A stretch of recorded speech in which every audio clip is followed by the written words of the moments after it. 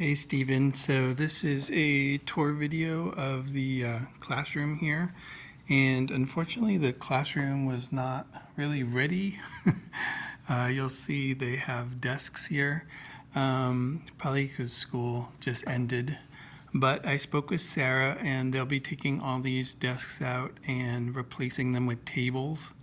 But because the tables are not here yet, I had to kind of jerry-rig a setup of computers, which worked fine. So I think it'll be fine, but what Sarah's going to do is move these computers to the tables. I just have them plugged in for the moment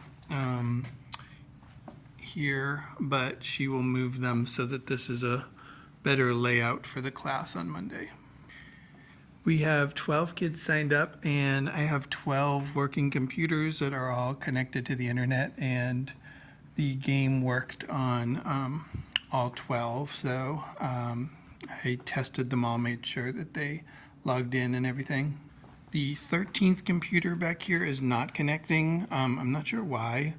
I can have Sarah ask the tech folks.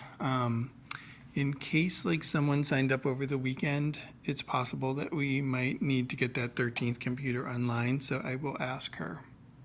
But I think most likely you'll be fine with 12 computers and 12 kids.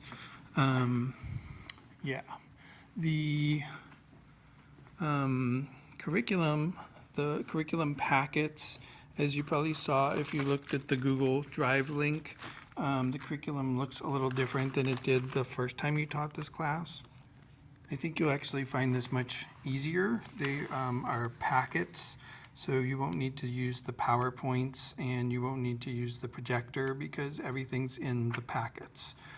So I have 14 packets for you here in this envelope.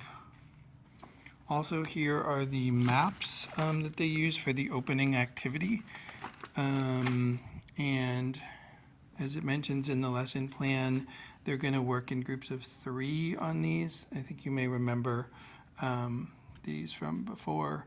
This is a good activity to do before you call the kids over to the computers. That way you can call them over one by one and make sure that they know how to play the game and everything before you call more kids over. If you call everyone over at once to get on the computers, you're likely to have a lot of questions all at once.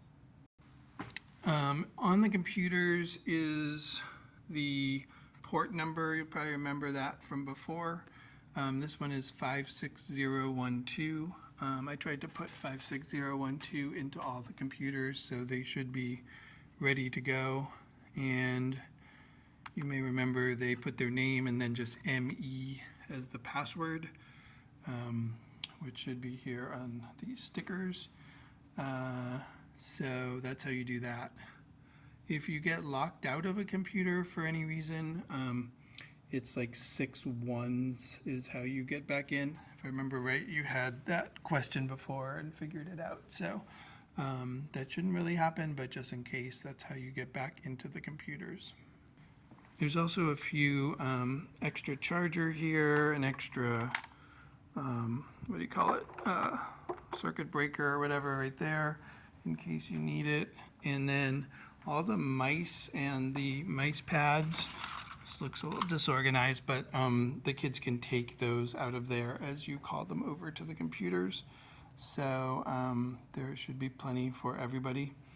And then the Shark Tank stuff is here in this bag. I'll try to lay this out for you, but everything you should need for Shark Tank is in there. So you should be all set with that. And Julia lives in West Roxbury, so if for some reason we need to get you anything, we will. She can always bring that over to you during the week, next week. But hopefully they'll get this room set up in time, and Sarah said that she would work on this afternoon, so I think we should be in pretty good shape. And yeah, that should be it for this first week. By the way, there's a Minecraft class later this summer that you're also teaching. So what we'll probably end up doing is just like stacking the computers at the end of the week so that they're there for the class later on. And we can cross that bridge when we come to it, but I think that should be fairly straightforward. Okay, I think that's about it. Thanks so much. Let me know if you have any questions.